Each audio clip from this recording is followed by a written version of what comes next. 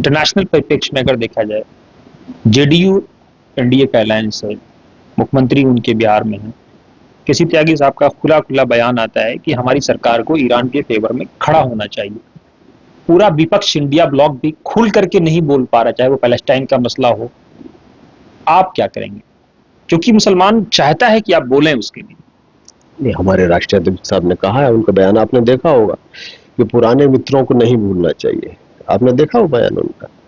उन्होंने कहा कि जब बुरे वक्त में जिस मित्र ने आपका साथ दिया उसको नहीं भूलना चाहिए, उसका साथ देना चाहिए। तो राष्ट्रीय अध्यक्ष जी साफ है, और समाजवादी पार्टी का में कोई संशय नहीं है इस बात के लिए कि हमें पुराने मित्रों को सपोर्ट करना चाहिए। अगर हमारे साथ वो रहे हैं तो हमें भी उनका साथ देना चाहिए। क्योंकि ईरान तो आपका कदीम दोस्त रहा है, एक बार हम लोगों को बचाया भी ईरान ने इंटरनेशनल पटल पे रुसवा होने से। उसी की बात कर रहा हूं मैं, तो उसी को सपोर्ट किया हमारे राष्ट्रीय अध्यक्ष जी ने कि हम जो पुराने दोस्त हैं उनको नहीं भूलना चाहिए, अगर वो मुसीबत में है तो उनका साथ देना चाहिए। और जिस तरह फिलिस्तीनियों की हत्या हो रही है, बहुत हम क्या मतलब, ये इस पार्टी स्पेसिफिक नहीं है, पूरे विश्व में लोगों ने उसकी निंदा की है। और जो बच्चे, छोटे छोटे बच्चे, महिलाओं पर जो अत्याचार इजराइल ने किया है वो एकदम गलत है, वो कानून की खिलाफ वर्जी है, और जो ह्यूमन राइट्स है उसके खिलाफ है ये। वो तो एकदम मतलब उसमें तो कोई गुंजाइश है ही नहीं। वो कोई पार्टी हो, कोई पार्टी उसको जस्टिफाई नहीं कर सकती।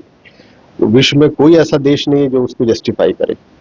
लेकिन आपको नहीं लगता बलर साहब कि अटल बिहारी वाजपेयी जिस तरह से स्टैंड लेते थे पैलेस्टाइन के लिए, मौजूदा सरकार नहीं ले पा रही? मौजूदा सरकार की अपनी नीतियां हैं। अब यही तो राष्ट्रीय अध्यक्ष जी ने कहा कि भी जो हमारे पुराने मित्र हैं उनको हमें नहीं भूलना चाहिए। तो इससे ज्यादा बड़ा मैसेज क्या हो सकता है?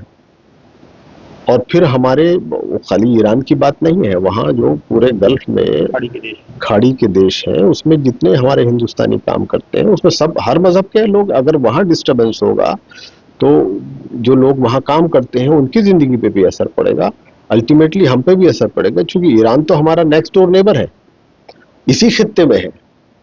तो डिस्टर्बेंस अगर इस खित्ते में होता है तो कहीं ना कहीं हमारे ऊपर भी उसका असर होगा, हम अछूते नहीं रह सकते। तो इसलिए सब लोगों का ये आशय होना चाहिए कि डिस्टर्बेंसेस ना हो, क्योंकि जो जो लड़ाई है, जो जंग है, वो किसी मसले का हल नहीं है। और हिंदुस्तान तो वैसे भी शांति की बात करता रहा है। हमने कभी भी अपनी मफाद के लिए बॉर्डर क्रॉस नहीं किया। हिंदुस्तान तो इस बात के लिए जाना चाहते हैं, हिंदुस्तान की सभ्यता है ये। तो हम सब लोगों का ये ध्येय होना चाहिए कि शांति की बात करें। जहां भी इस तरह के डिस्टर्बेंसेस होते हैं वो किसी के लिए ठीक नहीं है। और हिंदुस्तान चूंकि इस खित्ते में, मैं फिर से इस बात को रिपीट करता हूँ, तो कहीं ना कहीं उस पर असर हो, अगर डिस्टर्बेंस होता तो हम पे भी असर होगा, तो वो नहीं होना चाहिए।